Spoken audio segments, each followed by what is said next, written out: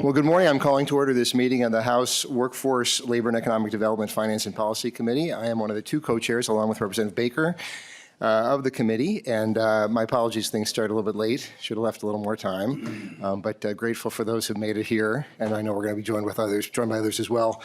We're going to start by taking the minutes. And I know we had a new CLA on both the GOP and DFL side, and so well done to our new GOP CLA for putting this together. Chair Baker, are you interested in possibly moving those minutes?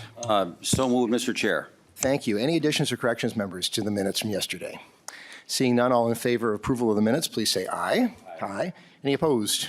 Okay, we have got minutes approved. Members, this is a hearing that I've been looking forward to for really since last session.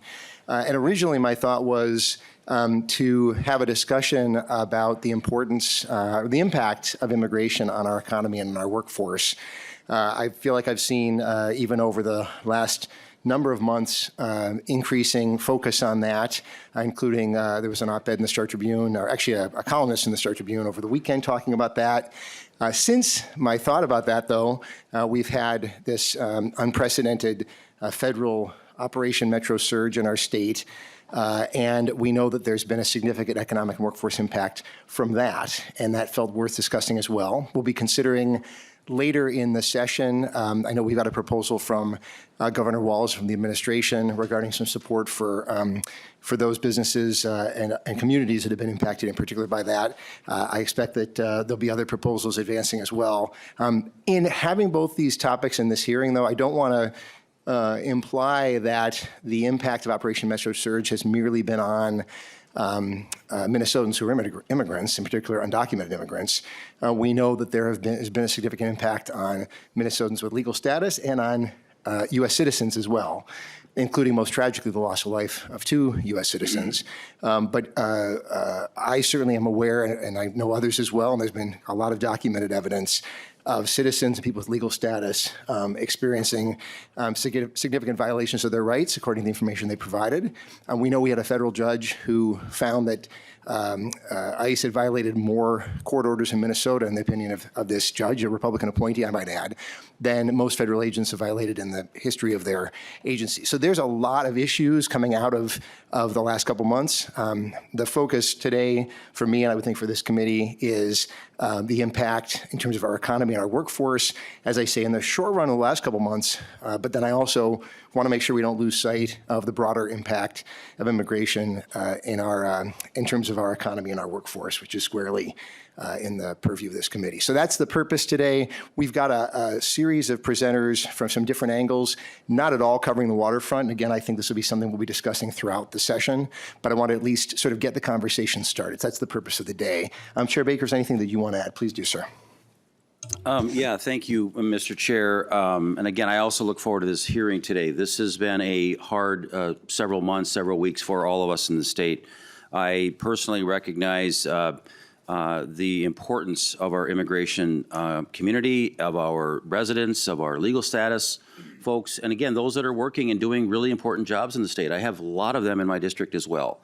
So this is important, and there's a lot of things that we need to understand better, and what can we do. We're going to be honest about policies that make it already really hard for businesses that retain people. And there, a lot of policies keep businesses on the very edge of existence. And then when we have this kind of surge, which is not good, it doesn't help it. And we got to make sure that we do the balance. Again, I mentioned this yesterday, it's about balance, about getting it right for the employers and the workers. So I look forward to really good conversations. I lost a couple of employees too at one of my hotels that had to leave the state for a couple weeks. I supported that. Now they're finally back, and I get it. This was not something that anybody wanted, but we have policies in the state that gave us that bit of that center fusion, if you will, and we need to just work on that. So I'm hoping we can work on this together and do the right thing moving forward so that we don't have anything like this again. So appreciate that, Mr. Chair. I look forward to this.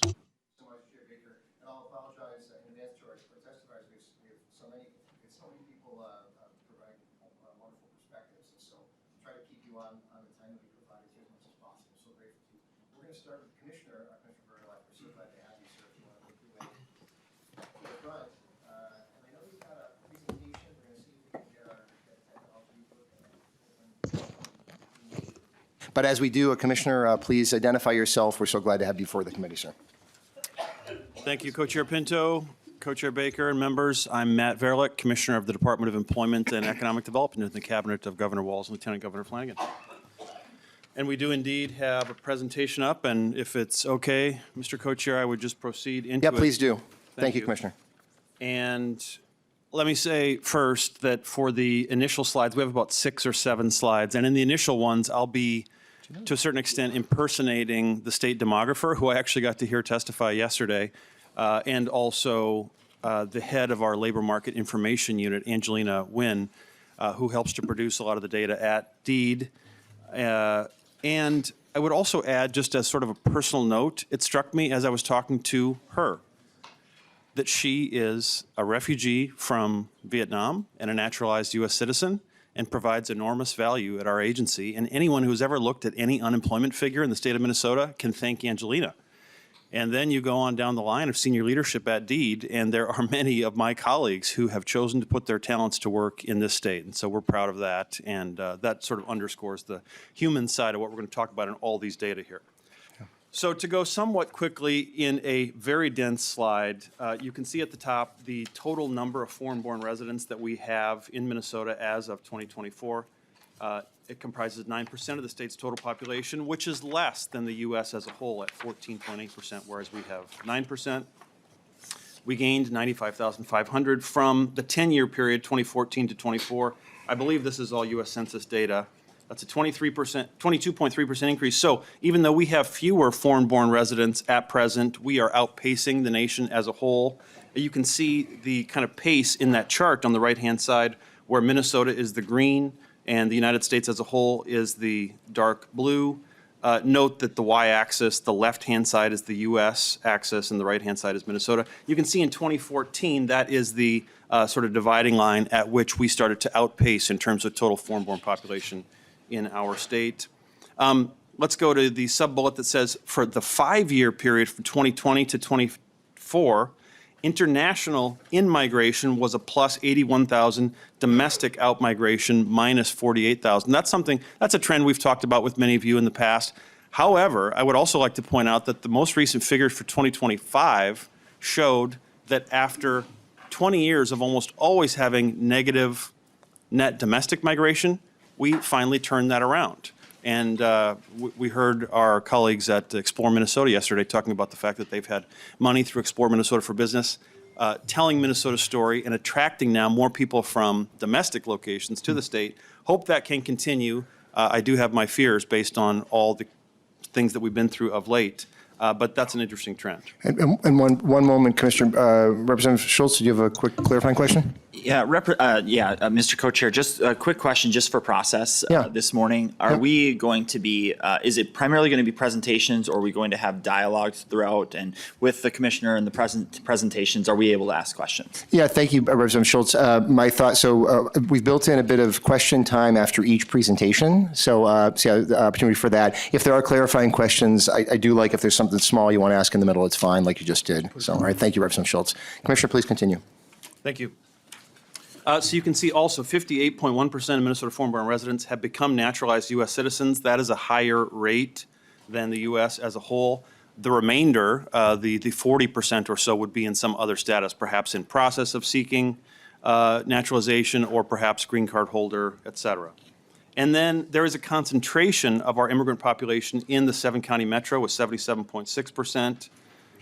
That compares to 55.2% of the total population, also higher naturalization rate of the metro immigrant born. But I would also note I come from the St. Cloud area, as many of you know. Representative Schultz, my representative, I think includes that area. Well, no, that would be Perryman and others, but Wolgamott. Nevertheless, we have a large immigrant population in that area as well that we are proud of. So it does, of course, include greater Minnesota. Here we have economic impact, and this is another demographic slide that features age distribution. So just to orient you on the slide, on the left-hand side, the navy blue is the foreign-born population, and then you can see those are age bands and the percentage of the foreign-born population that fall into each age band. On the right-hand side, you have the total population.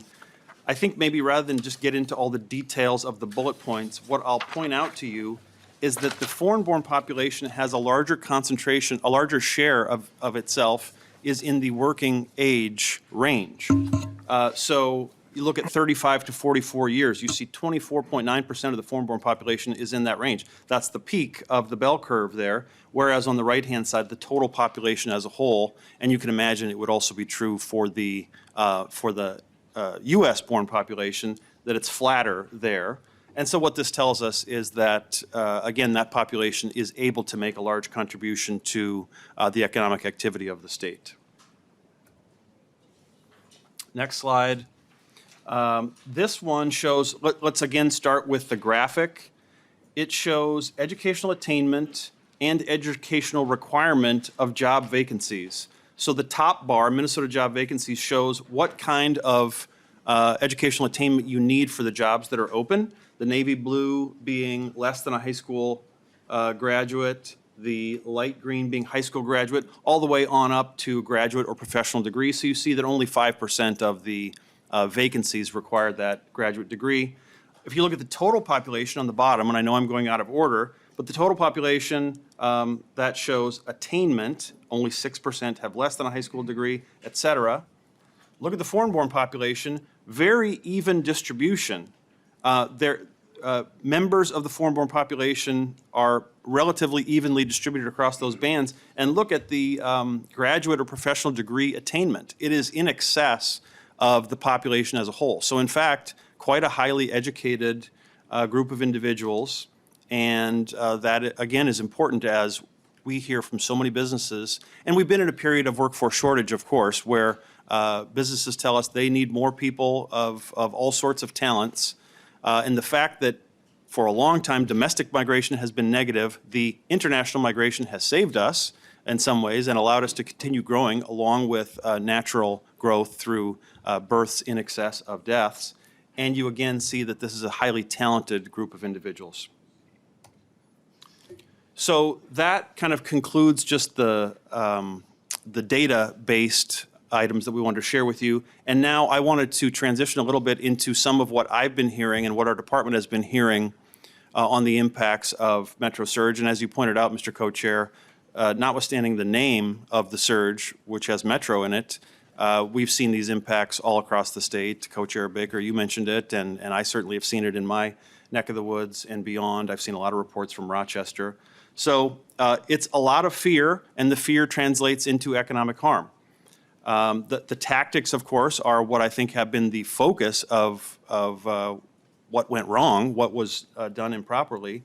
And the fear meant that lots of workers were not comfortable continuing to show up for work. Lots of customers were not comfortable continuing to go out and buy their necessities. You had whole families in hiding. And again, so often it was without respect to their legal status. It was simply color of your skin. And I have lots of anecdotes of people I talked to who were in that boat, and in some cases were,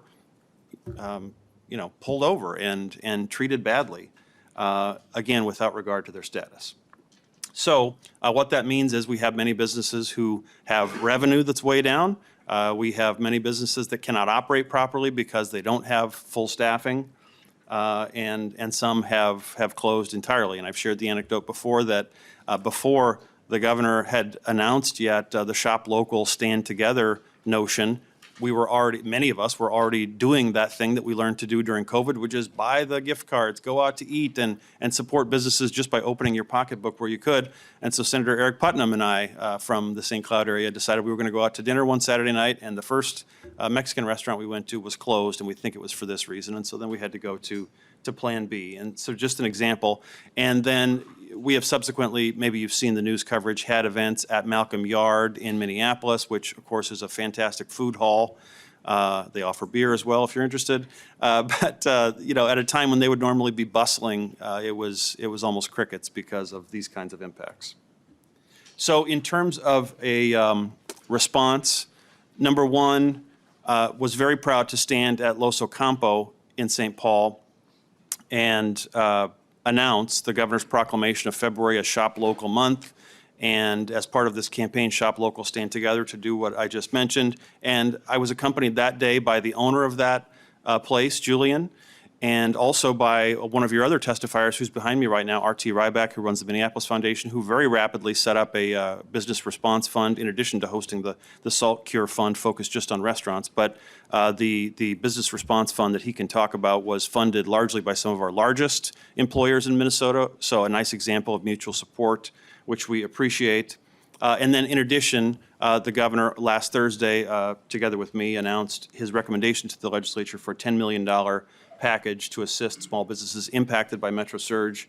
And you can see what the qualifications would be. It would be partially forgivable loans, 3-year term, 0% interest. After 1 year, if you can prove that you've roughly maintained employment, the option to propose or to seek 50% forgivability. And the notion would be that that would help us extend that relatively modest amount of money to more businesses. And we would acknowledge, as the governor has, that that's a small amount relative to the scale of impact, but hopefully it all helps. And that concludes my prepared presentation. Happy to take any questions, Mr. Chair. Thank you so much, Commissioner. Representative Schultz, you'll forgive me first. There's two things, members. One is process-wise. I expect we'll be getting a formal hearing for the governor's proposal. So if you have some general questions about it, fine, but maybe you want to save them for when we actually have that in front of us. And then the other thing, just a substantive point, I'm grateful, I'm glad that the slide about evolution and research, I notice is in present tense. I think a couple times you may use the past tense, but just noting that the impacts, that the operations, federal operations are continuing. Of course, the impacts are continuing even today. And so I want to make sure you know. First up, to you. Thank you, Mr. Chair. Thank you, Commissioner. Recent data, and I'm not quite sure about the 2025 data because what you presented about domestic migration is new to me. Previously, prior to that data, what I was aware of is that across the last several years, the only migration to Minnesota came from the portion of the economy which occupies the very bottom of the economic scale. Is the 2025 data any different? Because that population, which is the bottom of the economic scale, also takes additional government benefits, welfare benefits, and I'm curious as to the numbers that you referenced for 2025. Commissioner. Mr. Co-Chair, Representative, thank you for the question. Also, first, just to mention, I acknowledge your point, Mr. Co-Chair, that not only are the operations continuing, but the fear that translates into the economic harm, that will last even after the last agent has gone.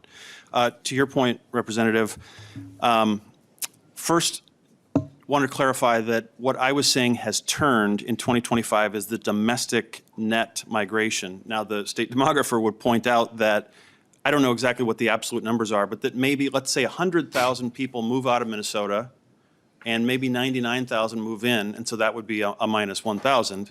And so there are a lot of people going both directions, and it's only a small net change. But what has happened last year is that now it's a net positive. So maybe it's 105,000 moved in and 100,000 moved out. So anyway, it's a good trend.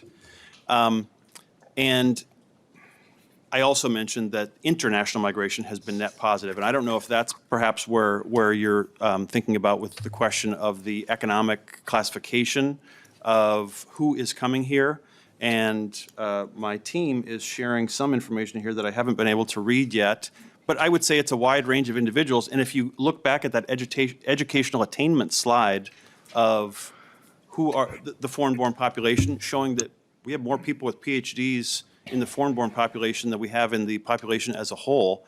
And so I would think it's fair to surmise from that that it is certainly not confined to lower-income occupations. And Representative Schultz, I expect we'll have Susan Brower, the state demographer, I'm hoping to have at a future hearing. And she was who we were going to have present on this. She wasn't available today, but so she may be able to answer that. But Representative Schultz, back to you. Thank you, Mr. Chair. And I did submit additional documents that you all have in your email for this committee that will hopefully be a part of the record online in this regard. The reason that I mentioned this, Mr. Chair, and for the committee is not only those trends that say that the only folks that have been actually coming into this state are those folks that are benefiting from additional public programs at a cost to taxpayers. So one document for our purposes that I did submit here is showing what larger increase there is for folks who are at the lower end of that income scale, the cost that they are, especially when they're not native-born Minnesotans or Americans, that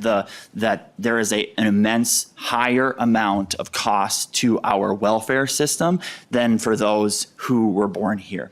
In addition, I wanted to ask specifically through the lens of Operation Metro Surge, which is what this hearing is about, and the economic impact. I wanted to find out, Commissioner, if you can describe for the committee why the state has done so well economically while Operation Metro Surge has taken place. Every month since the most recent budget forecast for the state has seen surpluses, including in January, so just last month of last year, the state was projected to take in $3 billion. And instead of getting approximately $3 billion, the state in January alone took in $3.5 billion. And so that was in excess of the budget forecast to the tune of $513 million during January of this year. How do we reckon with those facts and this idea in the media that somehow our state has been negatively impacted when our state budget has seen immense benefit, including and specifically in income taxes paid? That means that Minnesotans are working. That means that our economy is growing. And I really want to hear as to how we are seeing these stories that certainly are completely out of tune with what Minnesota management and budget is delivering to us, the legislature. Commissioner, to you. Mr. Co-Chair, Representative, thank you for the questions. First of all, again, regarding the notion that only lower income people are coming, I mean, number one, I think my great-grandparents, when they came here, were super low income, and they have, gone on to have offspring who have, advanced up the income scale, and that's a very common story.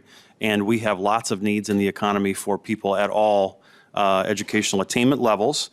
One thing that my colleagues did provide me was to share some information on the economic contribution of the individuals we're talking about. So the American Immigration Council estimates that foreign-born immigrants have combined spending power of $17 billion and tax contributions of $6.2 billion, with $2.3 billion in state and local taxes paid, $3.9 billion in federal taxes paid. I think that's Minnesota numbers, but I'm only just seeing this now. So that's one, just regarding overall economic contributions. Two, to your point about overall state economic performance and how that can be true at the same time as the negative impacts of Metro Surge. You mentioned, stories in the media. It's not just in the media. If you talk to the businesses that have come to me and come to our department and hear their stories, it is not a fiction, and I am confident that you will hear from all the other testifiers today. I sat at Sabore's Fresh Market with Representative Zhang and heard the stories, and they have to operate with, in some cases, their doors locked. Now, you want to run a business where you're opening the doors to the community, and as many people who are paying customers as you can get, and in this case, they have to, make sure that it's not a federal agent coming in to apprehend one of the workers. So that's no way to run a business. I am delighted that our overall economic performance has been strong, and I'm glad that you see those facts as well. But imagine if we were at X and we could be at X plus 1 if we hadn't harmed these immigrant businesses this way, and all the other businesses too. Like, we should be aiming for as rapid of growth as we can. Clearly, we've had a negative impact on many businesses. It's great that we are diverse enough as an economy that it hasn't resulted in a Minnesota recession. But for the individuals whom this is impacting, it's a massive story, lots of tears shed, and I would love for us to be able to help them. And Representative Schultz, if it's okay, maybe you're because you raised a big question, and maybe it's something we can continue discussing as the further testifiers go on. I've got some thoughts and answers to it too, but we'll go to Representative Greenman, then I think we'll then need to go to the next testifier. Representative Greenman. Thank you, Mr. Chair. It's less of a question and more of a comment, because I think during the pandemic, what we saw was the biggest impact fell of all of this on local businesses, on folks who are working class and lower income. And so we saw continued tax revenues from the richest of the rich and the biggest corporations, which is, I think, what you're referencing, Representative Schultz. In the last 10 weeks, we're talking about the last 10 weeks, right? This started on December 1st, but when Customs and Border Patrol came and the violence and the targeting of folks in our community, citizen, non-citizen alike, businesses owned by everyday people. If you go out and you talk to people, and not just in Minneapolis or St. Paul, definitely in my community in Minneapolis, but in communities across the state, what you will hear from small businesses, from the local businesses, the hardware stores, the groceries, the local groceries, the local diners, is that not only is their worker base impacted, their customer base is impacted, people are not in the same position to both go out, because if you're not working or you're afraid because you're black or brown, it doesn't matter your status, you're being pulled over, you're not going out and soliciting businesses. And so I appreciate you citing our revenue. I think it'll be interesting to hear MMB, but baked into that is not the business closures. Baked into that is not the costs that our local governments have expended. Go talk to the local governments who have law enforcement, who now it's going to go into the property tax base because they've had to call out law enforcement to keep the peace and protect people from ICE and Customs and Border Patrol escalation. None of that is in the statistics that you are citing. And so we will see over the short, medium, and long term, since we're talking about the last 10 weeks, the loss of rent and the landlords who are going to have to cover that, the loss to local governments and the property taxpayers are going to have to cover that, the loss to our tax base long term from the businesses and the workers who are being hurt. And all of this, what not only was not asked for, is totally avoidable if the federal government hadn't turned their operations on the citizens and the residents of Minnesota. And that's the tragedy here. We couldn't have avoided COVID because that was a natural disaster. But this is a man-made disaster by the federal government that will hurt our economy and our people now and long time into the future. Thank you, Representative Greenman. I said that we're going to move on to another testifier, but my co-chair has a question. Well, just real quick question, Commissioner. Where will this money come from? I'm hearing around other committees, there's a lot of requests for dollars for a lot of different things. We don't have any money. We have a looming deficit the last time I checked. Does the governor, again, I don't have any details on this loan program or this forgivable loan, and $10 million is going to cover 600 to 800 businesses total. It's not much of anything, but again, I just want to know, where's this money initially planning on coming from? Commissioner. Mr. Co-Chairs, thank you for the question, and I believe it is just a general fund appropriation recommendation. And I maybe will note, Mr. Chair, Representative Schultz is pointing out there is more money coming in as of late. Well, so but this we is have an ongoing conversation. And to that, Mr. Chair, we have a budget that we have to live by. We've agreed to a budget. We did it last year. The budget is signed off on. We did our work. And again, there's things that do pop up. I'm not saying that they don't, but you know, this is going to be a conversation that we're going to have, I'm sure, for several discussions and meetings. But this is not just a simple man-made thing that happened. This was happening, and it could have happened because of other policies before all this. This is a culmination of a lot of years of how we got here. So we're Minnesotans, and we're going to try to figure this out. But we don't have the money laying around like we used to when we had $17 billion in the surplus. It's gone. And so I just want to make sure that we are realistic about where this is going to come from, because this is not a budget year. So appreciate that. I look forward to getting more information from Deed. Thank you, Chair Baker. Yeah, and regarding the specific proposal, again, it'll be back before us formally. We'll have ongoing conversations. I want to kind of set the table today. Commissioner, thank you so much. And we'll invite the folks from, actually, Sarah Peterson coming up next. Thank you. And thank you so much for being with us. Ms. Peterson, welcome to you. Thank you for being with us. I'll apologize in advance that we've got a lot of folks testifying. Of course, you're running a little bit late, but so glad to have you with us.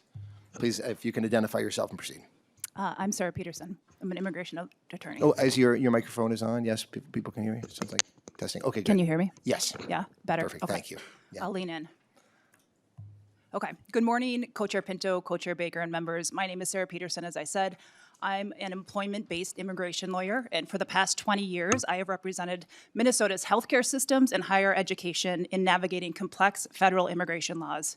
I'm here today because rapidly changing immigration policies are directly affecting Minnesota's healthcare workforce and our higher education across our state. I was only given 5 minutes, so I'm going to do a really fast overview here. And I want to start with just looking at how our legal system has changed over the past year. So we've not had meaningful congressional immigration reform in the past 30 years. And in its void, immigration policy has increasingly been shaped through executive and agency orders. Since January 2025, the current administration has enacted more than 634 immigration policy changes, which is more than the entire first term of the Trump administration.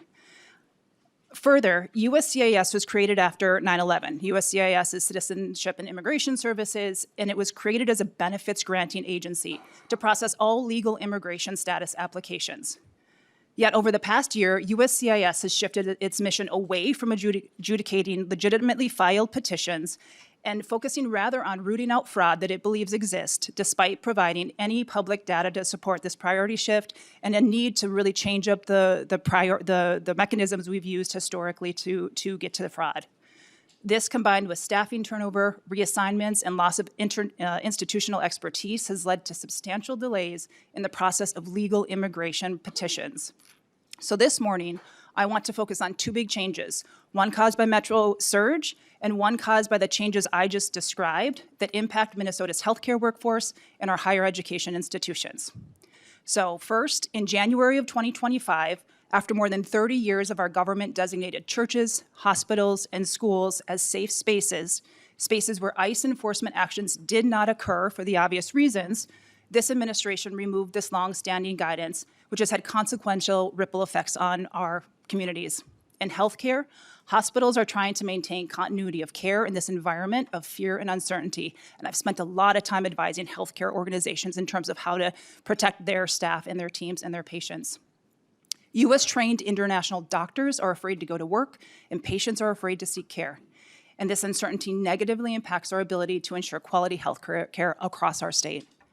In higher education, students are afraid to go to class. I'm an adjunct professor at the University of Minnesota Law School, and I can tell you students are afraid to show up. Many are still attending via Zoom, and that negatively impacts quality of education for everybody involved. Second, another big change is this administration's new $100,000 payment for certain H-1B petitions. Yeah, $100,000 per person. And remember, H-1B visa is the primary visa for highly skilled professionals to work in the United States. It includes physicians, researchers, faculty, and more. Employers pay at minimum currently $5,000 to $6,000 in government filing fees per H-1B worker. This additional $100,000 fee is cost prohibitive. This new payment is coupled with USCIS's immigration benefits pause, which is for the 40 countries that are on the travel ban list. This administration has also dramatically increased vetting, which simply means USCIS is not processing legal paperwork. So what does this mean in practice for our Minnesota healthcare organizations? We know healthcare is the #1 economic driver in Minnesota. We also know that there is a well-documented shortage of physicians across the country. And while there's not good statewide data, nationally, more than 25% of practicing physicians in our workforce right now are international medical graduates.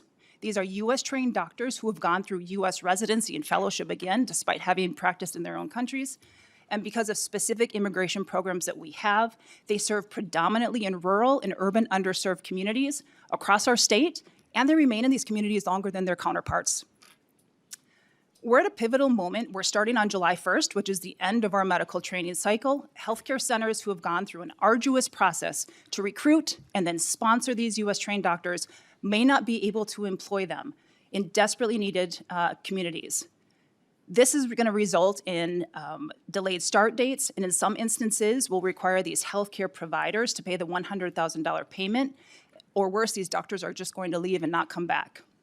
For example, I currently represent a US-trained cardiologist whose rural employer has had 5 open cardiology positions for years, And due to this benefits pause, we're not confident that he's going to be able to start on July 1st, which means patients in this rural community in our state will continue to experience long wait times for heart health care. So you can see the economic impact of losing even a fraction of the physicians that our policies have touched is catastrophic, and particularly for rural healthcare. And I'm hoping one of my co-panelists today will talk about the humanitarian programs and the cancellations of those programs, because it also impacts healthcare across the state. I don't have time to get into it. I'm going to finish with talking about the impact on higher education in Minnesota, which is equally significant. So we also know international students are the cornerstone of our economy. Over half of the STEM graduates across the country are international students. But due to early administration actions in 2025, targeting international students who are here legally, the Minnesota state is projected to lose 1.34 million, or I'm sorry, let me say it again, 13.4 million in this 2025-2026 academic year due to declining enrollment. And these numbers are projected to rise as our uncertainty continues to define our immigration system. Prospective students are deciding not to pursue higher education in the United States at all, and they're going to our competitive countries, Canada, Australia, Western Europe, what have you. And I can tell you as a parent of twins in college, I'm staring down increased tuition costs as a result. But beyond tuition revenue, international students are critical to our innovation pipeline. They support approximately 3,500 jobs in our state each year through their work and their funding. Many go on to work in healthcare, research, engineering, and technology. Many are my clients. When these students are not able to remain in Minnesota, we lose not only tuition dollars, but long-term economic growth, research capacity, and startup potential. So ultimately, immigration policy is workforce policy, it's economic policy, and right now we need smart immigration policies that are reliable and predictable, developed through meaningful, fact-based, bipartisan debate like this that aligns with our workforce needs and protects access to healthcare and education in Minnesota and beyond. Thank you for this opportunity to testify in front of you, and I am happy to take questions. Thank you so much, Ms. Peterson. And members, part of the reason that I wanted to have Ms. Peterson speak with us is in particular that impact on healthcare, because we know there's a massive workforce shortage already. I remember talking with Chair Baker about that quite a bit last spring. And then knowing that such a significant percentage of our workforce are folks who are immigrants, and then for our rural areas especially, just a massive, it's already a big gap. So we'll see if there are questions for you. I'm not sure that I'm seeing any, so thank you so much for your testimony, for being with us. I'll call up Allison Thorson, and we can have our Minneapolis Foundation folks be kind of on deck and ready to go. Is Allison Thorson with us? And, oh, there you go. Okay, yeah. And once you get settled in, if you can identify yourself and then proceed with your testimony.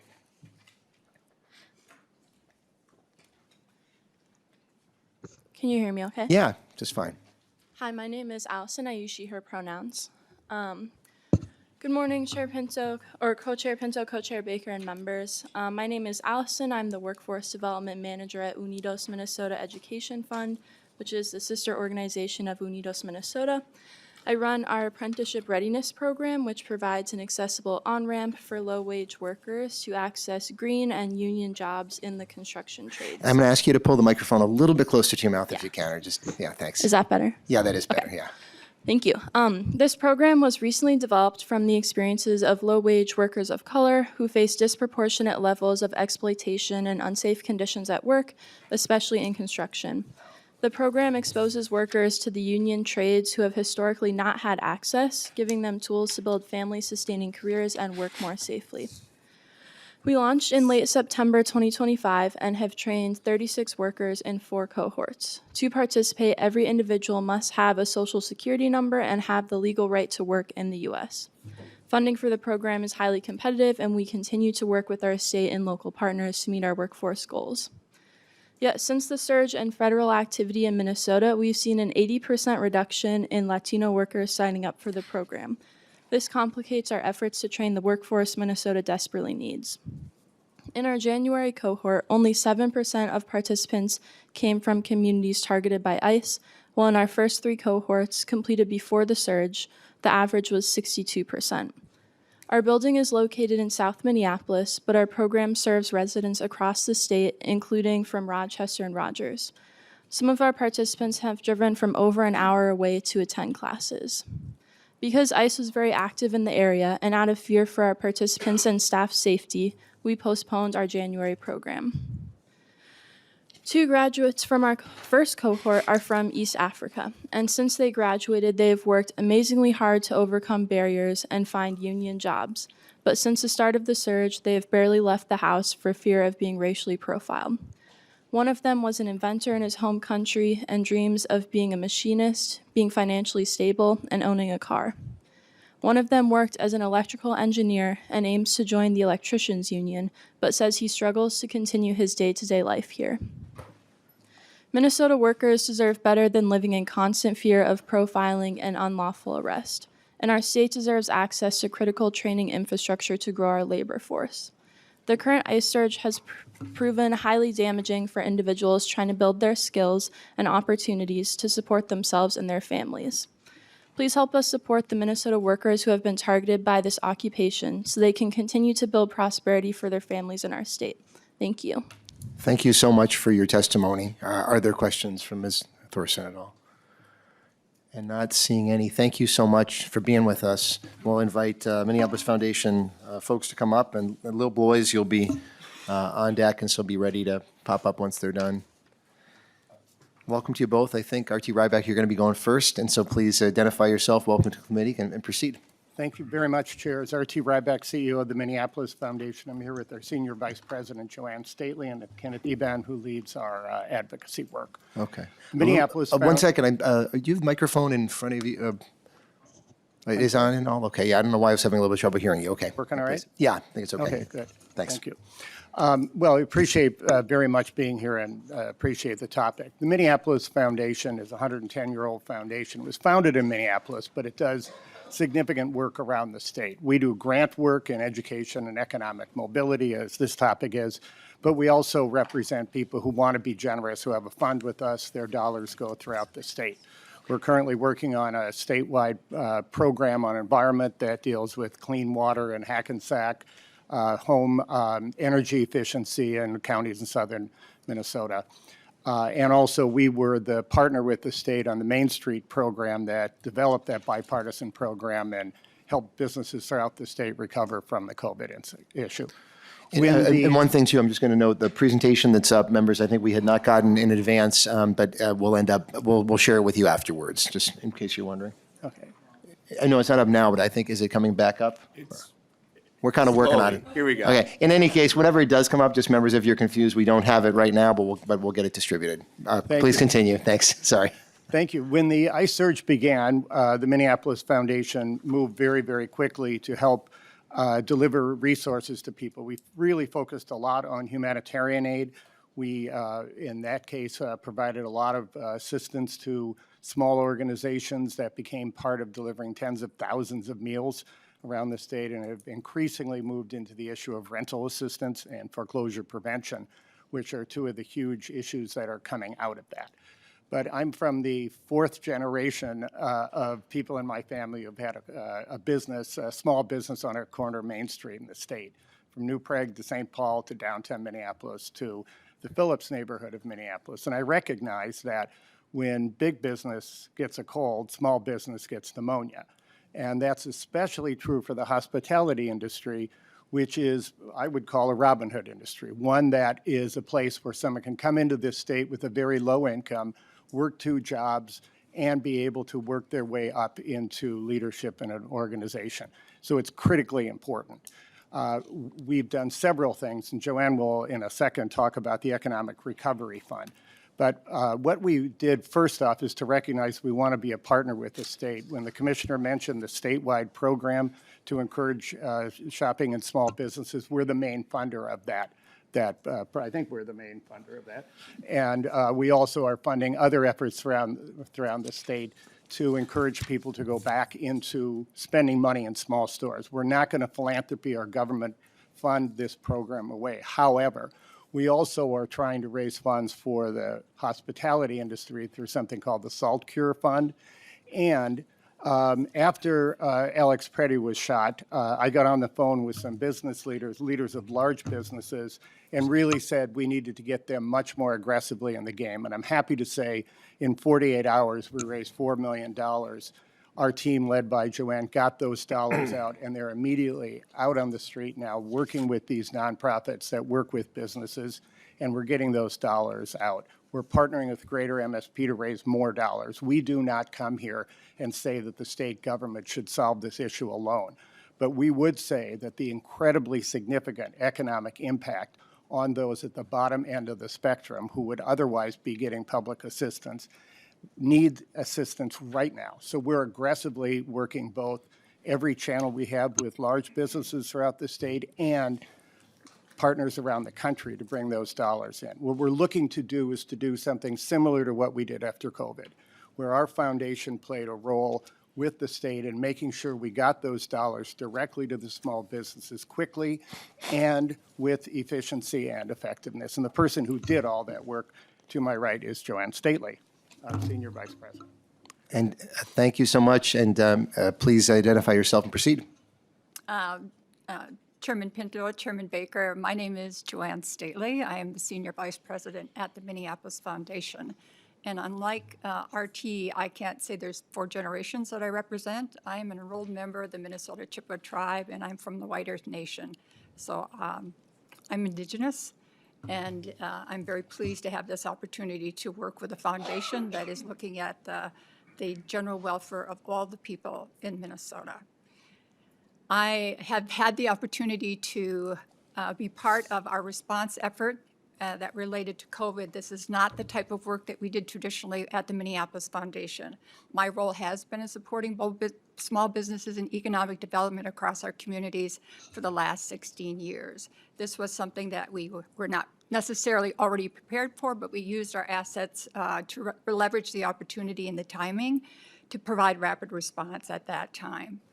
I think this is the role that community foundations and other funders can do, as we can be those first on the line of service and response, but without government coming in and assisting at a later date, it becomes much harder to do.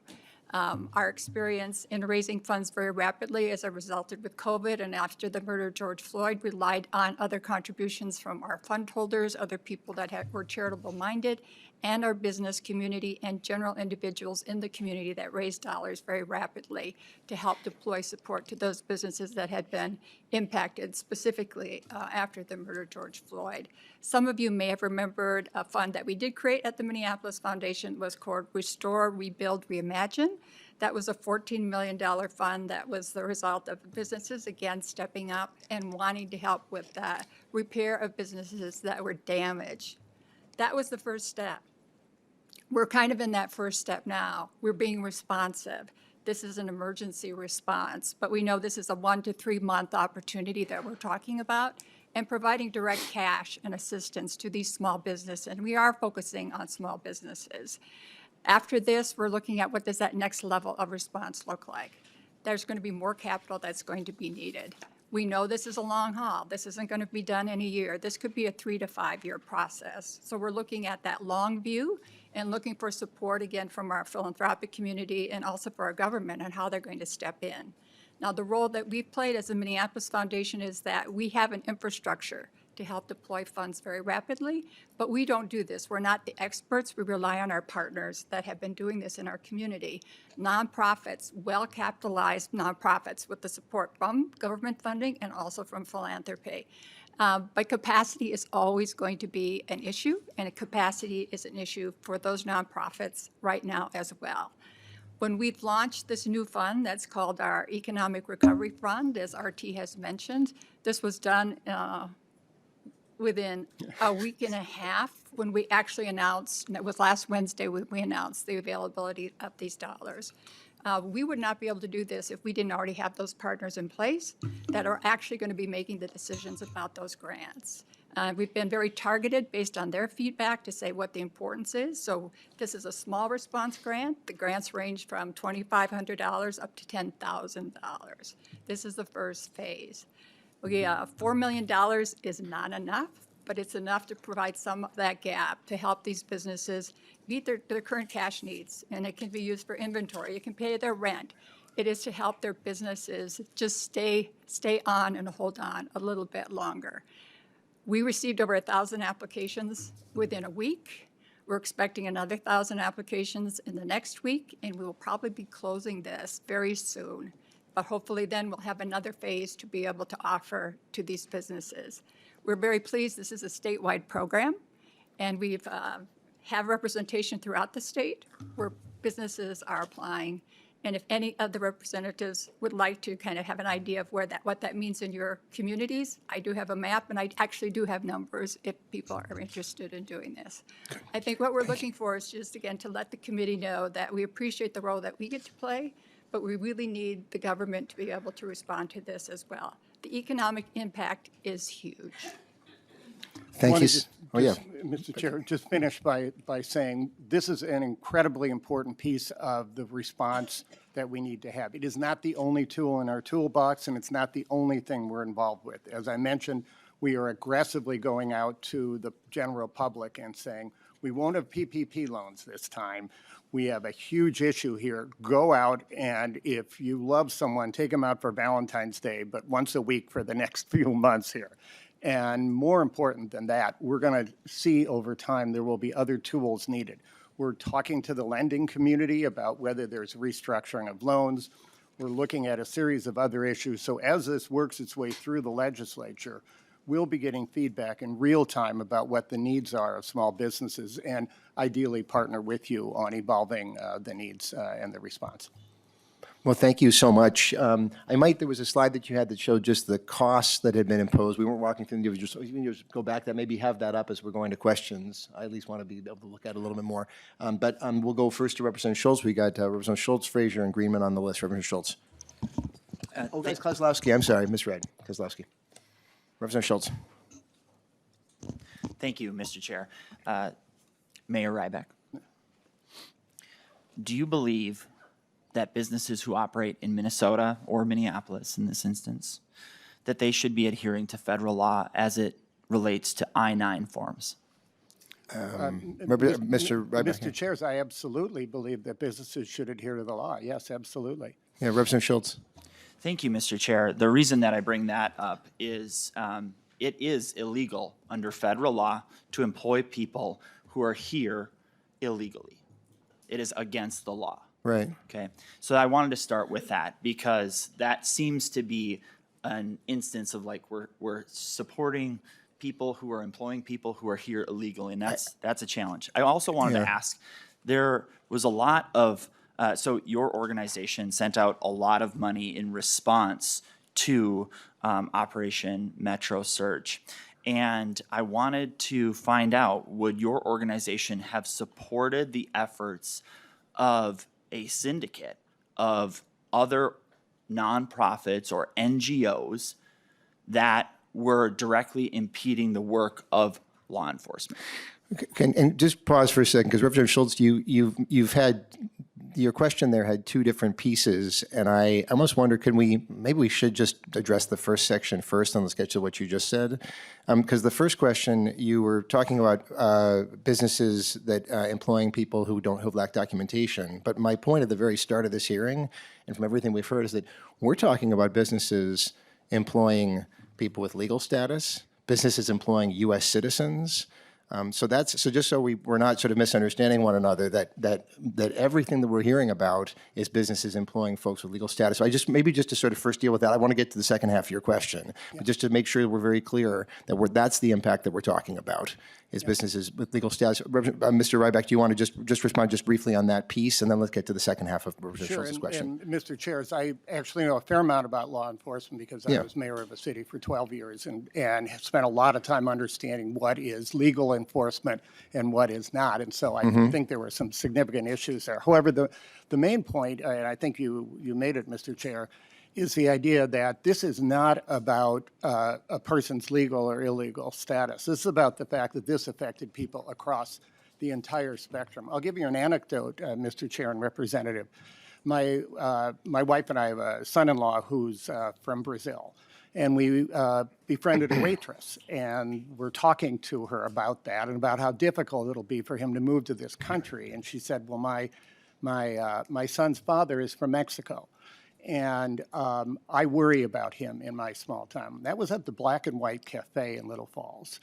And in that cafe, that woman and us from the city and from the small town recognized that legal status doesn't necessarily mean safety. Right. And certainly in this era. And what we saw, and in chilling ways, people across the spectrum being unable to go out of their house, not because of their status, but because what the practice was of ICE was not targeted, and it was going after people across a broad spectrum, including possibly that kid in Little Falls. I don't know what happened to them, but I know what would happen to them in the neighborhoods I was in, and they could very well be separated from their family.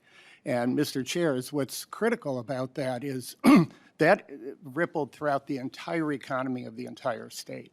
In Minneapolis, eventually, ICE became much less effective because the response was so strong. They began to move out into other parts of the state. And as that has continued to happen, and believe me, it's continuing to happen, as that continues to happen, the person in Wilmer who is absolutely legally here is in jeopardy. Even if they aren't literally in jeopardy, the chill effect that that has on both customers and workers has had an extraordinary economic impact on especially those at the lowest end of the economic spectrum, as well as the entrepreneurs who own businesses. And then to the second half of Representative Schultz's question, I'll try to restrain my own comments on it, but just he referenced a possible connection with, I think you'd use the term syndicate of nonprofits. Anything that you want to talk about that in terms of the response to ICE actions? Mr. Chair, we work with nonprofits across the state of Minnesota, and we're extremely proud of the fact that over the 110 years we've been here, a large part of our expertise is determining the validity and the effectiveness of nonprofits. So we're very proud of that work. Okay, I'm going to want to move on. Representative Schultz, something quick though? Yeah, I'll make just a quick comment. Yeah. For the record, members, I actually probably spent more time in the month of January in Minneapolis trying to help support businesses. My wife and I did a staycation in Minneapolis on the weekend of ICE Out. We sought to support the small businesses. I've sat in this room many a time and told you how my family runs a Main Street small business. It's disheartening to me that our small employers across the state are encountering a challenge. And I sought to support them. For that weekend, I visited the Carmel Mall for the first time in the month of January. Enjoyed incredible food, and our side of the aisle wants our economy to thrive. And for us, that means that we need to adhere to and enforce the law. That's what that means. And we need to ensure that we're having our state policy match up with the labor laws on the federal level and to ensure enforcement so that Minnesota workers and small businesses can thrive. And I want to ensure that public money is never being spent to work against law enforcement. And I'll just leave it at that and say that I care deeply about the economy in the Twin Cities. Thank you, Representative Schultz, and very much agree about public money supporting enforcement of our laws. Representative Frazier. Chair Frazier. Thank you, Mr. Chair. Hey, Representative Schultz, I was asking my good friend here if you invited him over when you went to Urban Mall. He said no.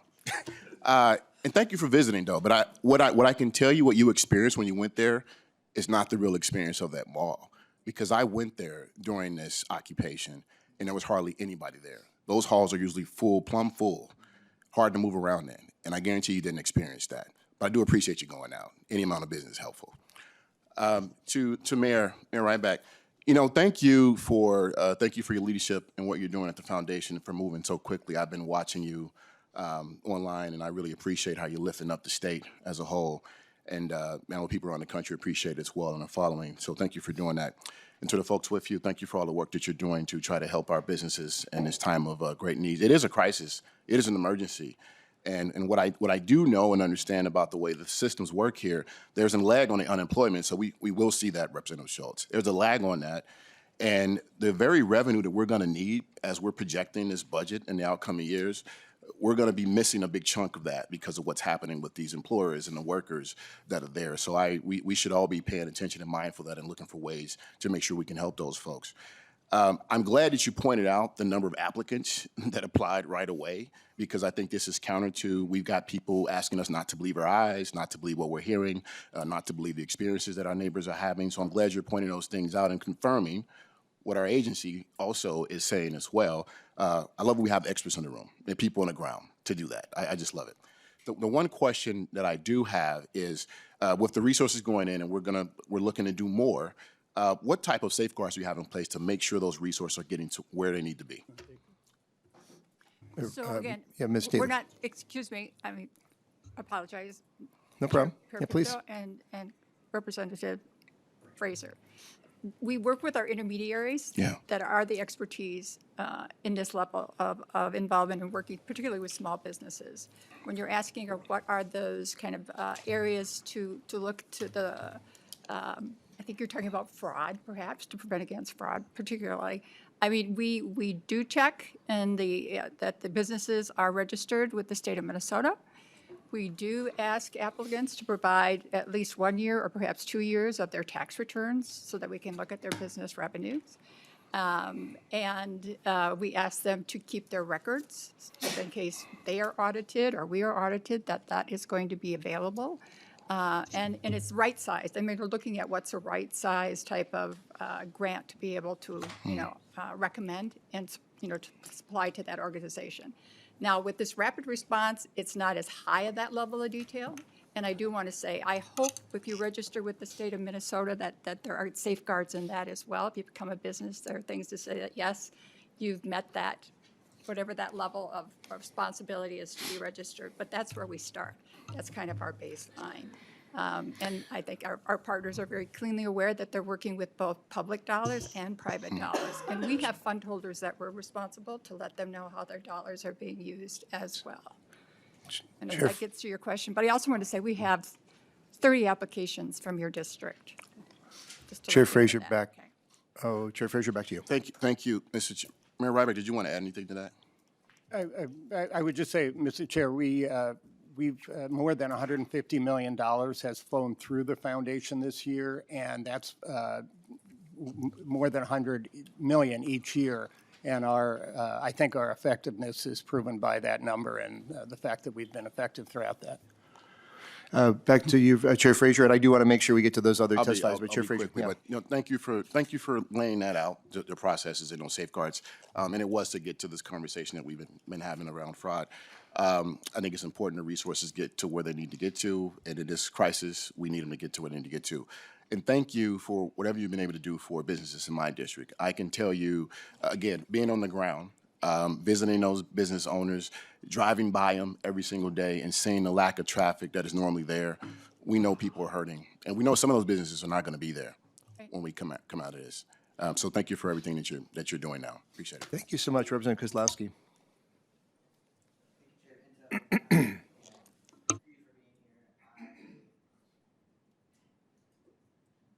is obviously a tough one, and our communities have been through so much.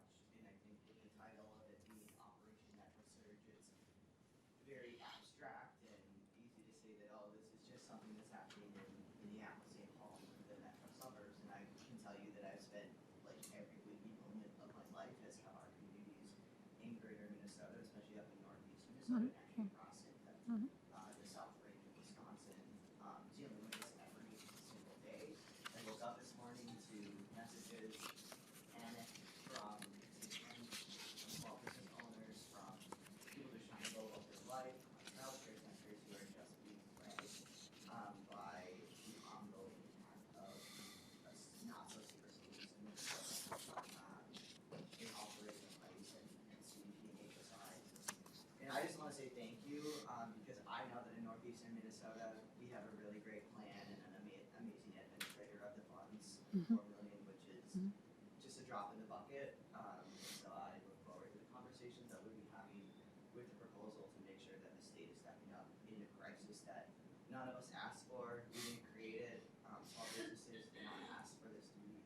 got into our communities and our streets. Workers certainly did not, and we know that amidst it is not just an impact on our small businesses, but on folks who can't pay their rent, right? And the impacts are massive. Now, I just wanted to bring this back down to the human level, because I feel like we're kind of talking around a lot of stuff. But I think about the Jose's in northeastern Minnesota who work at, are thriving restaurants, who we know that this is nothing more than just racism. These are Kavanaugh stops that said you can stop somebody based off of the skin color or their accent. And as Native Americans, we know this. When you have to walk around with a passport and your tribal I got mine. Well, yeah, like everywhere I go, I'm like, cousin, you got your tribal ID, you got your passport on you. This isn't about status or citizenship, and if we're talking about the law, then we need to not break the most supreme law of the land, which is violating treaties. No one is illegal on stolen land. And so I want to bring this back to people like Jose in my district who just driving along and going to his way of work, young kid, and he was stopped and they admitted, ICE and HSI admitted at the court hearing that they had nothing. They didn't even show up to the hearing. They accused him of trafficking. Every single charge was dropped. It didn't matter, the damage was done. Even though he has special juvenile protected status, legal protected status, that business shuttered and closed down for weeks. And thanks to the dollars that you've gotten out there, that business is going to have a little line of hope. But these are people, every single day I get phone calls from constituents. Hey, I'm trying to get home from college back to Duluth. How can I get across the state? Hey, we're fleeing the cities. We need to come to a domestic violence shelter. Help, can you help?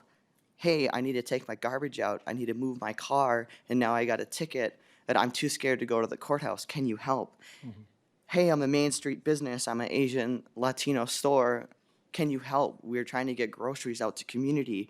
We can't get to the cities or we can't get to the reservation. Can you help?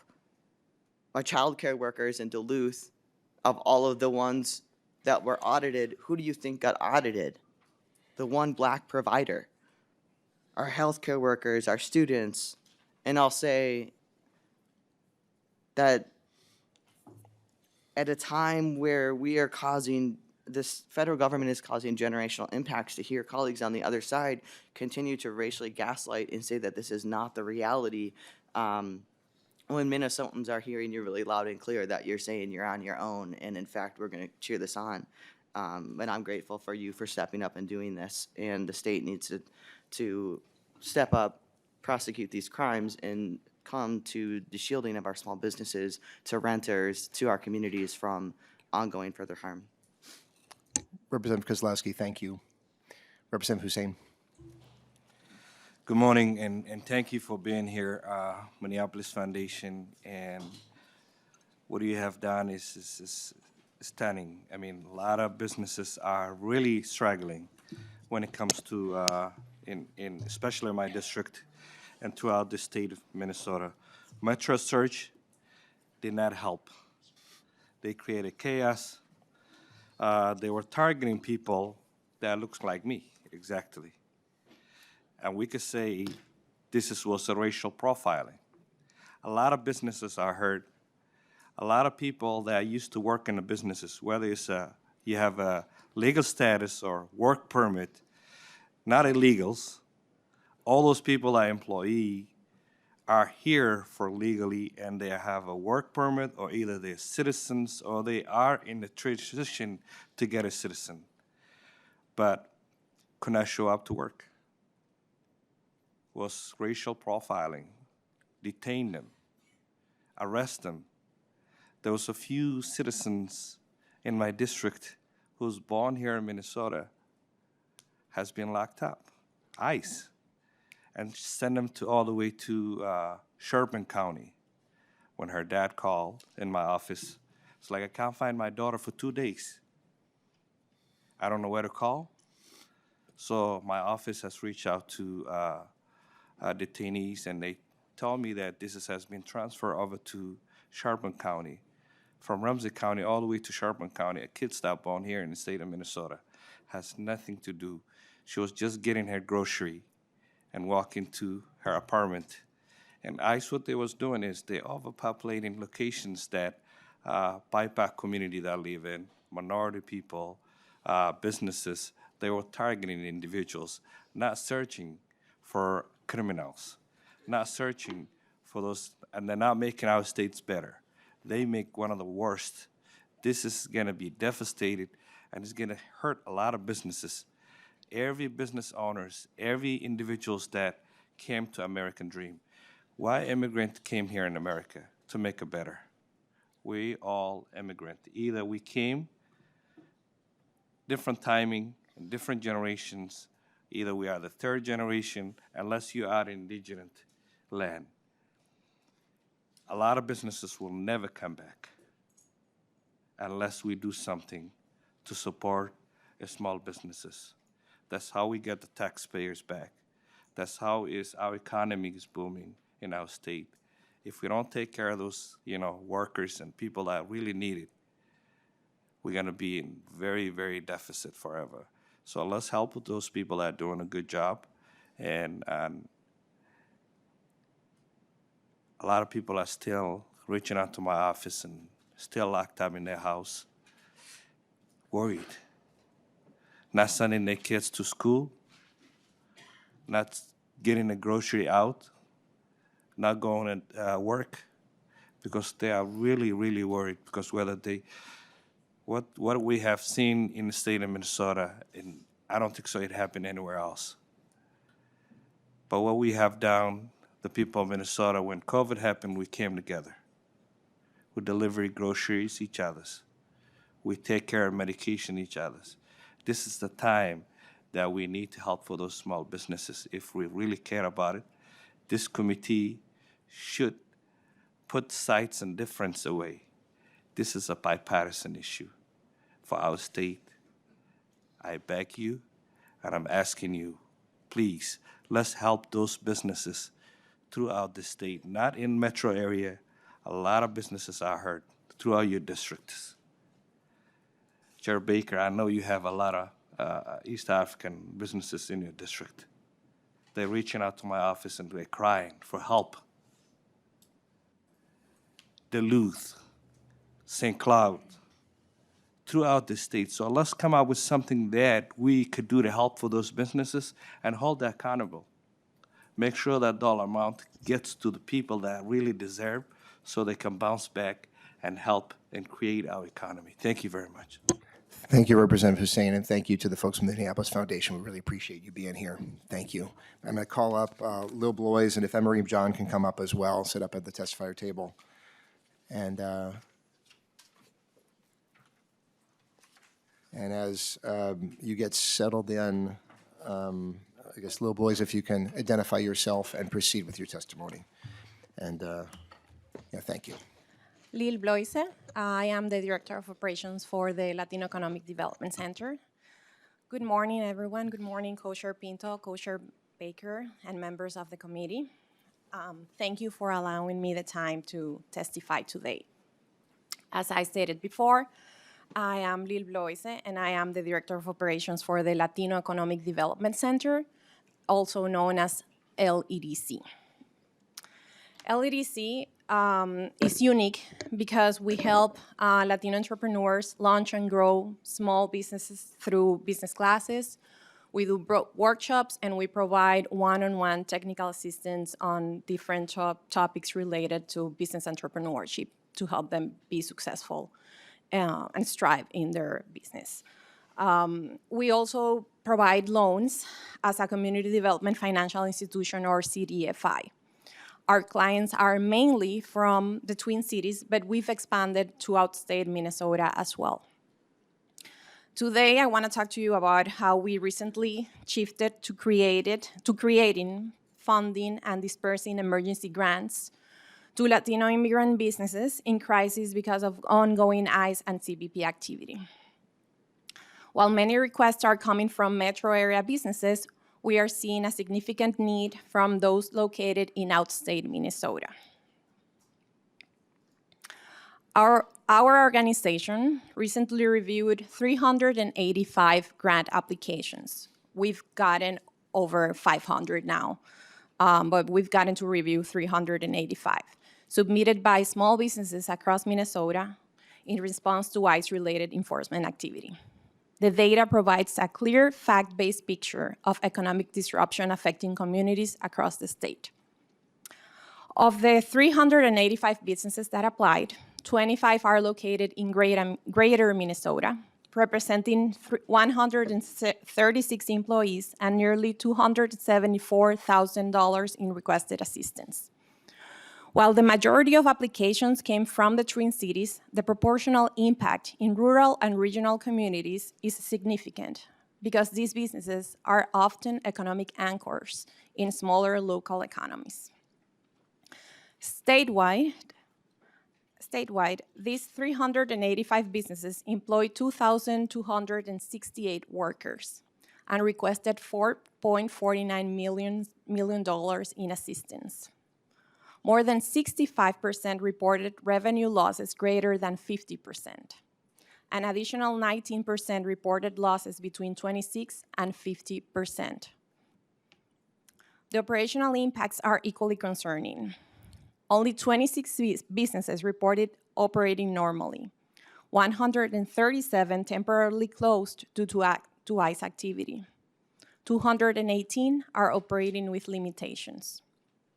In greater Minnesota, where there are fewer alternative employers and less commercial density, temporary closures and reduced operations ripple quickly through entire communities. Restaurants and food businesses were especially affected. 162 establishments employing over 1,300 workers. Retail, personal services, childcare, and health businesses were also impacted. Importantly, 333 of these businesses operate in rented space, meaning revenue loss immediately jeopardizes lease stability and commercial occupancy rates in local corridors. Cash reserves are extremely limited. Nearly half of the applicants reported having no cash reserves and personal finances already under strain. Another third rely entirely on regular business income to cover monthly expenses. This is not a partisan statement. This is an economic one. These are small employers. 342 of them Latino-owned, supporting more than 2,000 Minnesota workers. In greater Minnesota especially, when even a handful of businesses close or reduce operations, the effects extend to landlords, suppliers, employees, schools, and municipal tax bases. We believe it is critical that policymakers understand these impacts as part of any broader discussion. Thank you for taking the time to hear about this issue today, and I'm happy to hear any questions you may have. Thank you so much. I'm thinking we'll move to Emery John, since it's also in sort of Northfield, it's an additional perspective, and then we can maybe see if there are questions for either. You can stay up there, feel free to, and then, yeah, if you can come on up. Oh, yeah, either, yeah, you can sit in any of the chairs, should work. Yeah, all good. And as you get settled in, please identify yourself and proceed. And welcome. Thank you, Chair Pinto and Chair Baker, co-chairs, I suppose. My name is Emery John. I'm here from Northfield, Minnesota, a town of 20,000 people, halfway to Rochester. We're known for having a decent, high quality of life, a really low unemployment rate, and 2 colleges. But the low unemployment rate means that businesses really struggle to hire people at all levels. Entry level, senior management, we don't have the workforce to support the amount of economic growth we would like to see in our downtown and otherwise. I come here with a series of stories from our Main Street district. All of these come from within 8 blocks of each other. I'm gonna look at my notes now because I started hot. Yeah, no, all good, all good. Northfield has 15% of our 20,000 person population is Hispanic, most of whom immigrated or are parts of families that immigrated 40 years ago from Maltrata, Veracruz, Mexico. They're overwhelmingly documented. They're over-indexed economically. They work 2 jobs. They start businesses. They stay in the local community. And as people have said, people who lack status People who are sheltering in place do not necessarily lack status at all. They're staying home due to rational fear. We've seen cars broken into, rammed off the road, windows broken in front of kids in Northfield, in a rural county. Fear is bad for business. Fear is not good for an economy, not good for main streets where you want people walking around, enjoying the day. 50-degree Saturday. One tactic used across Northfield, across Minnesota, has been these I-9 audits. With or without subpoenas, officers come to a business and ask a manager for the I-9s of their employees. And even if the manager, if there's no subpoena, may not comply right away, it just creates fear, right? It scares customers, it scares employees. People don't want to go there that day, that week. A young Latina American-born barista realized one morning a car was following her. This was about 5 blocks from City Hall. She learned through a local group chat that that car was linked to other ICE actions, and the officers approached her. She learned that they weren't after her, they were there to follow her home after her shift to get to her parents. Missing shifts became a rational response to an unimaginable risk. One Saturday evening dinner rush at a downtown restaurant, ICE arrived and arrested the head chef mid-shift. They had to close for the remainder of the evening. They were already short-staffed, and the busboys, who were scared to come in already, had their worst fears realized as their boss was carted out in handcuffs. One business owner managed to stay open, even though his customer base is shriveled with the work of his wife and his son, and they're just tired, right? There are 3 people running a shop that needs 10, and half of their staff hasn't been able to come in. When I visited him for the second time, we sat in the front room with windows, and he craned his neck to watch every passing car because ICE had been circling his restaurant all day. His son was on a ladder installing security cameras. We got in through a locked door and a newly installed doorbell. Yeah. These people are tired, and they're trying their best to keep anchor businesses open. These are not just immigrant-owned businesses. These are businesses across our downtown. And there's been talk about funding pipelines today, so I'm the program associate responsible for Canva. I'm making the QR codes. I hand these out to businesses. This is what the grant looks like to a business. We talk with them about that application. We help them figure out their profit loss sheet, to call their accountant, to figure out how to apply for this funding. The money's almost gone that the LEDC has accessible to Northfield for greater Minnesota. Our local government is looking to dip into reserves to support emergency rental support and small business support, but it's a really dire time for our Main Street, for our small business community, and small businesses will close. In 2 to 3 months, it might not be now, because you can only handle so many $10,000 legal fees before your reserves are gone. So thank you. Thank you so much. Thanks to both of you for your work and for sharing your experiences. Are there questions for either of these testifiers at this point, members?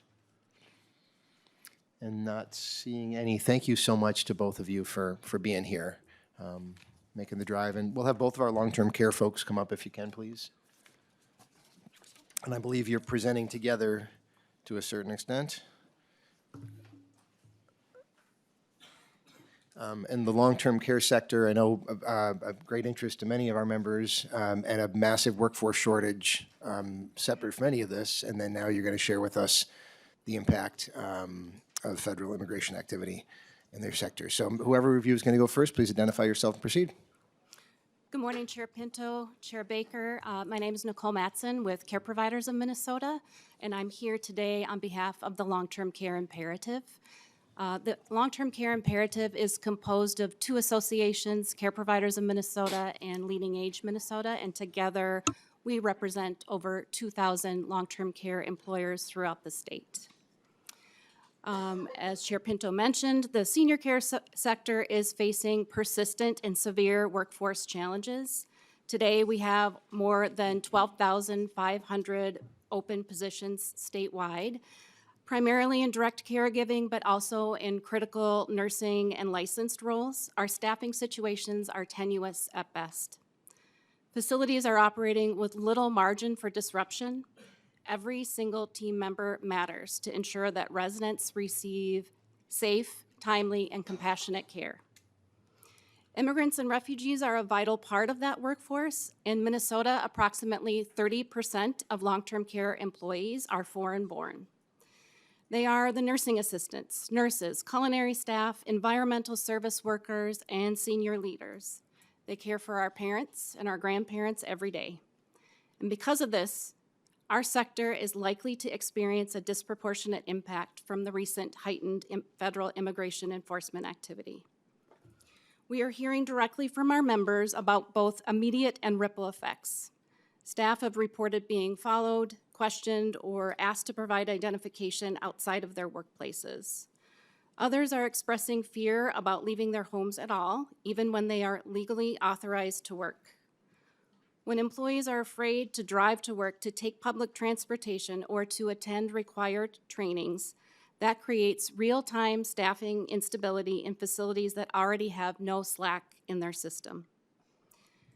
There are also significant indirect impacts. The broader climate of fear and uncertainty is increasing anxiety amongst staff and their families, and supervisors are spending more time addressing concerns, reassuring employees, and managing schedule disruptions. Providers are leaning into contingency staffing plans, particularly as they're also facing challenges secondary to increased paid family leave obligations. They're reviewing agency contracts, cross-training employees, adjusting assignments, and preparing for abrupt staffing challenges. Not tied to illness, but to fear. These are not hypothetical exercises, they are active conversations that are happening in management meetings today. Our workforce reality is fragile, so any additional external pressure is going to be felt, and it's getting harder and harder for us to absorb. We are also concerned about the longer-term implications for our workforce pipeline. Minnesota has invested intentionally in building pathways for new Americans into caregiving careers through adult basic education, English language learning, nursing assistant trainings, and employer partnerships. However, we are already hearing anecdotally that attendance has declined in some of those in-person nursing assistant programs as individuals choose to protect their safety rather than attend classes. And if that trend continues, it will further strain an already limited pipeline of caregivers and deepen our workforce shortages across the state. Long-term care operates 24/7 under strict staffing requirements, and when staffing fluctuates abruptly, the impact is immediate for both residents and the remaining staff. We are not here to debate federal policy, but to share what we are seeing on the ground. Additional external pressures on an already stretched workforce threatens care stability. These impacts are felt today and will likely reverberate into the future, and we urge the committee to recognize the connection between workforce policy, immigration enforcement, and access to care, and to ensure that lawfully authorized workers feel safe coming to work. Training pipelines remain strong, and employers have the clarity and support needed to maintain consistent care for Minnesota's older adults. And I will turn it over to my colleague, Erin Hupert, who has additional remarks. Ms. Hubert, please identify yourself and proceed. Thank you. Good morning, members of the committee, Mr. Chair. To pick off where my colleague left off, my name is Erin Hupert, and I am also here on behalf of the Long-Term Care Imperative. At Leading Age Minnesota, which is the association that I work for, our staff are providing routine daily technical assistance and support to our members. That includes guidance for employers regarding their legal obligations, how to support their workers, and how to access community resources. Collectively, these immigration enforcement tools have been viewed about 1,200 times since the beginning of December, which is almost twice as many views as any other resource we have on our member website page. I think that really underscores the sense of urgency and demand across the state from our members.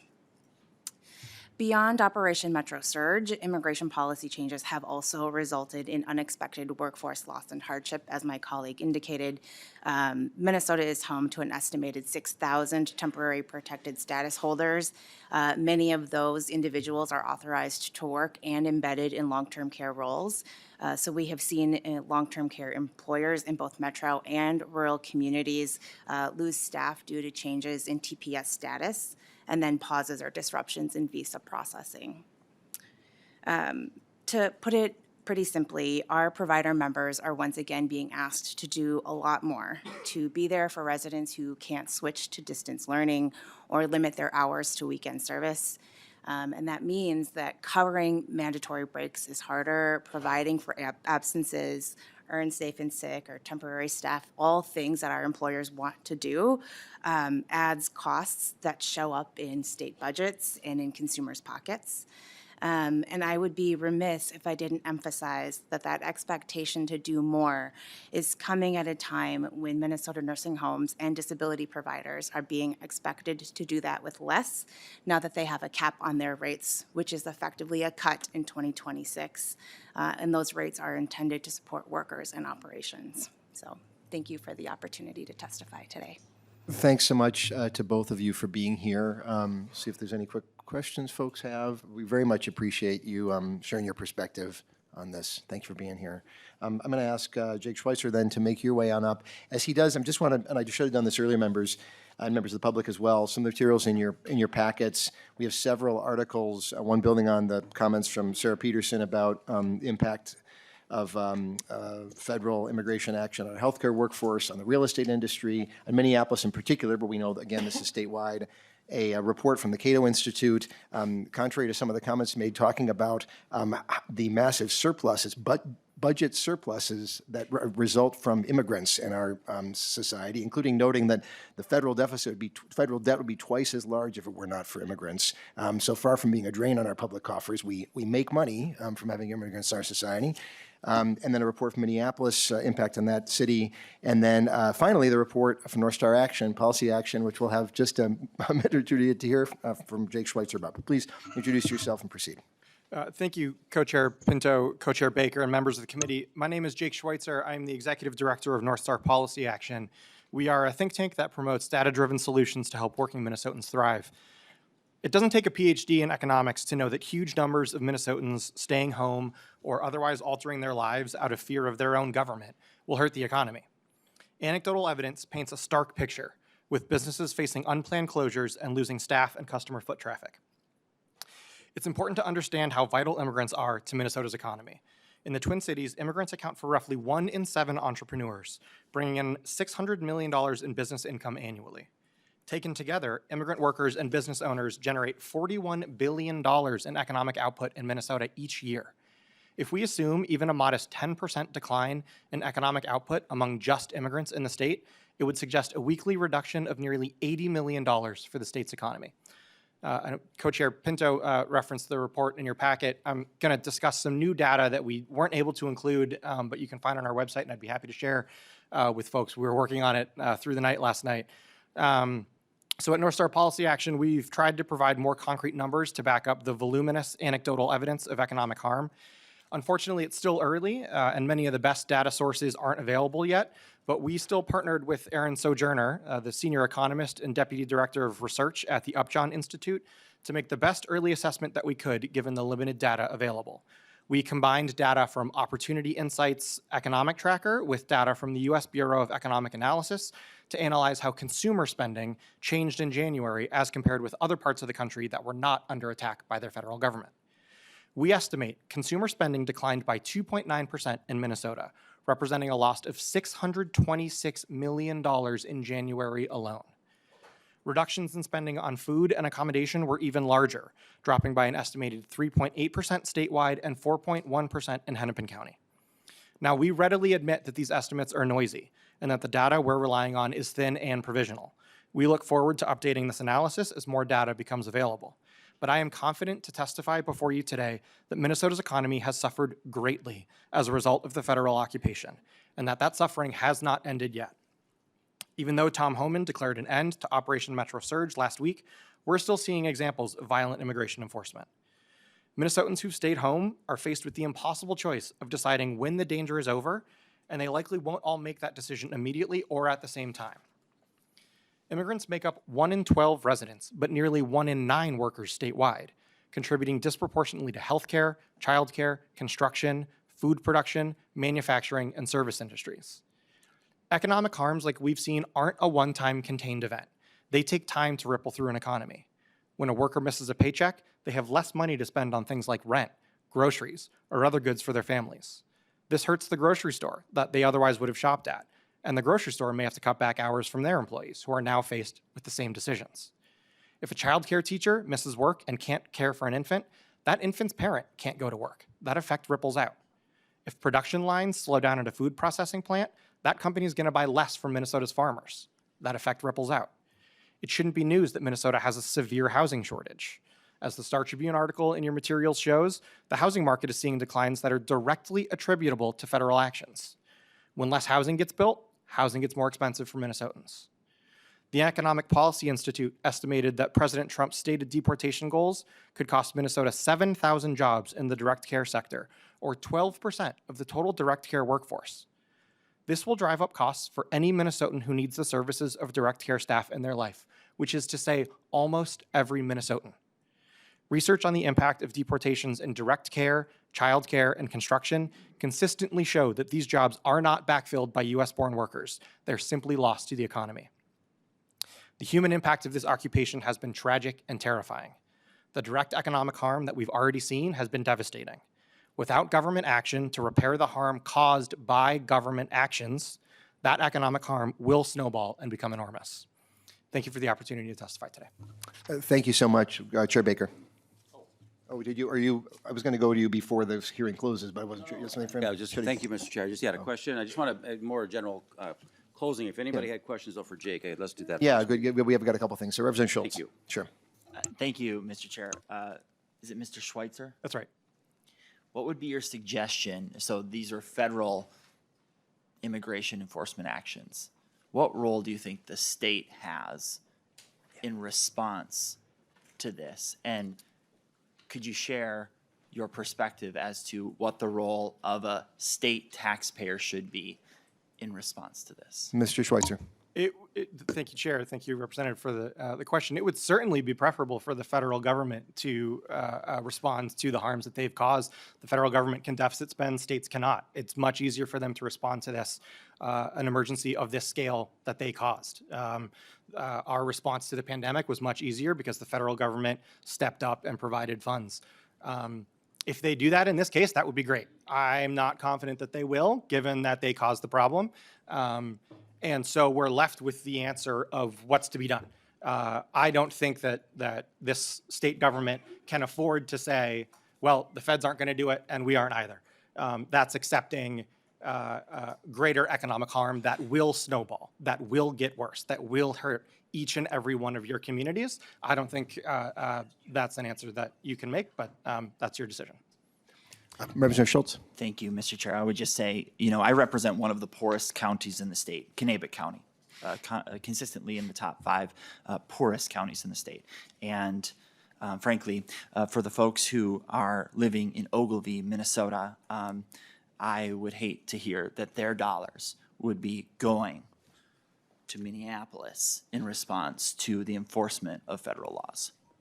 Thank you, Mr. Schultz. And a reminder that Minneapolis, in particular, contributes far more to the state treasury than it takes back. So actually, we want to make sure that we keep those funds flowing. Any other questions at all? And if not, so I know Representative Greenman, you had something. And I'll certainly go to Chair Baker. Representative Greenman. Thank you, Mr. Chair. And I just thank you for being here. Thank you for all of our testifiers. Thank you for the folks who shared the stories of the people in our community who many can't be here because they're afraid to come and be in public. And I just wanted to correct the record on a few things. And I'm glad you started with, I think we have heard over and over again this assumption about all this is happening just because of the enforcement federal laws. We have a bunch of court orders that have actually said what is happening on our streets is a violation of federal law and a violation of the Constitution. What I heard, Ms. John, you say is fear is bad for business, it's bad for Main Street. And unfortunately, what this president and this administration has promised, fear is the point. A day of reckoning and retribution is what the President of the United States said when they sent in CBP, ICE, we saw the Bureau of Prisons, we saw HSI agents. And I think it is important that we acknowledge that because we are hearing testimony, and we're hearing folks talk about the impact, but it is targeting citizens, it is targeting folks with legal status, it is targeting folks who lost their legal status overnight, refugees who in this country have been following all the rules we've set out and now are sitting in detention camps in Texas. They are targeting Minnesotans with whistles and cameras.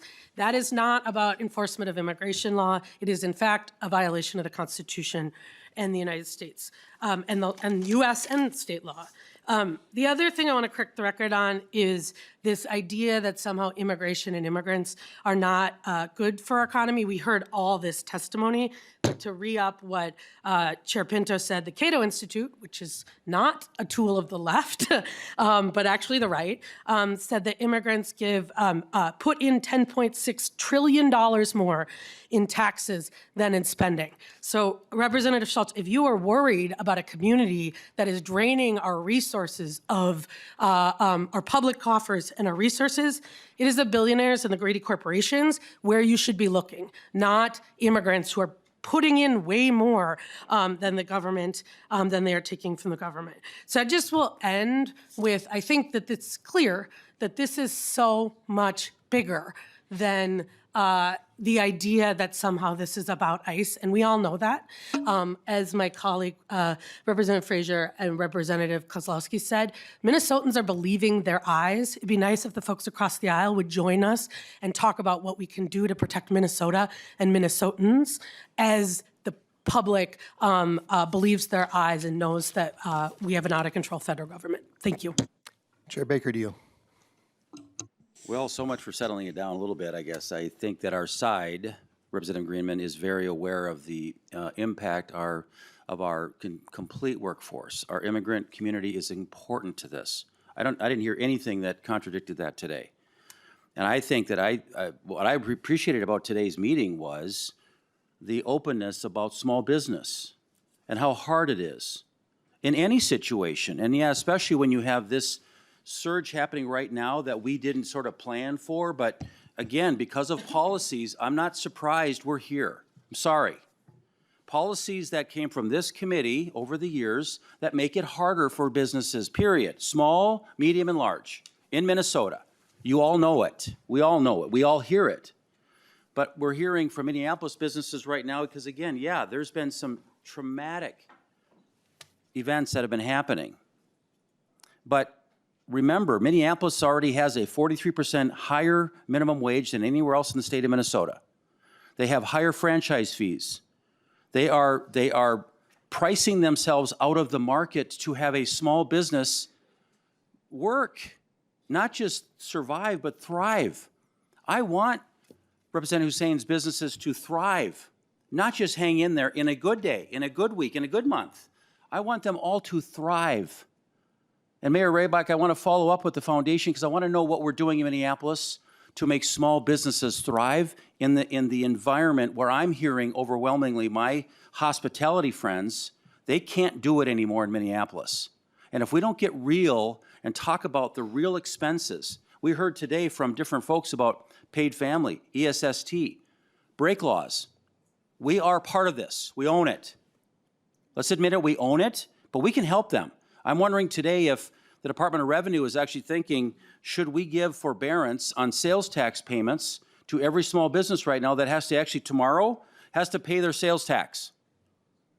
And if they were affected by this, has the commissioner reached out to say, look, you don't have to pay it yet. We'll give you 90 days to pay your sales tax to keep some money in the bank to help pay your electric bill or your rent bill or to pay your labor. Right now, we could do things, the state can do things right now to help. We're throwing ideas around, we're in session, I'm ready to dive in and talk about this. But what we cannot do is work in this some sort of a vacuum that thinks that because things are all chaotic and that we didn't have part to say about that, how do we fix the chaos in the future? We don't just throw money at this today, but we got to get serious about giving businesses a chance around the state of Minnesota and get serious about what we have done to make it harder for them. And I look forward to this year, Mr. Chair. I look forward to having good conversations and honest conversations. But we are here, and this event that has taken place in our state is a moment. We need to grab it, learn from it, and be better because of it, and have our small businesses just thank you. Because I tell you, my small business that runs a small Mexican restaurant back at home, he doesn't want $1,000 or $1,500. He wants to have the option to not have paid family for his business. That's what he wants. Now, maybe that's not everybody, but they should have those choices. But again, he's doing this out of his investment and everything else. We need a lot more to talk about here, and I appreciate the conversation today, Mr. Chair. Thank you, Chair Baker. I'll just note, I'm heartened by the recognition that action is needed, and I guess I'm going to choose to hear what you're saying, that action is needed because of the last couple months and not just broader as well. I want to remind us, this is not just Minneapolis. We heard from Northfield. We heard about Little Falls. I was in Lake City a few weeks ago at a Mexican restaurant closed there, and I can imagine rippling out from all throughout our state, recognizing that, and it has very, very little to do with undocumented immigrants, what's happened. Do not allow ourselves to be fooled. The last couple months has very little to do with undocumented immigrants. We're talking about folks with legal status and citizens. Yesterday, we heard about a community that needs support, and we extended that bipartisan support. We need to recognize there are communities throughout our state that are desperate for support because of the actions of our own federal government. Very little to do with undocumented immigrants and massive violations of rights and of laws. We have got to take care of ourselves and take care of our state. That's what we're talking about. And I know that'll be an ongoing conversation this whole session. Thank you so much to all. Chair, we usually give each other a chance. Any preview you want to make about next week at all? Just real quick to members, I believe we have an overview with Deed with paid family medical leave, just to kind of get a sense of kind of where are we at with the first 40, 45 days or so. We've brought in some questions, so looking forward to just talking more about how is it rolling out. And so we'll just do that on Tuesday, 8:15. And apologies for going a little bit long. Thank you all. With that, the meeting is adjourned.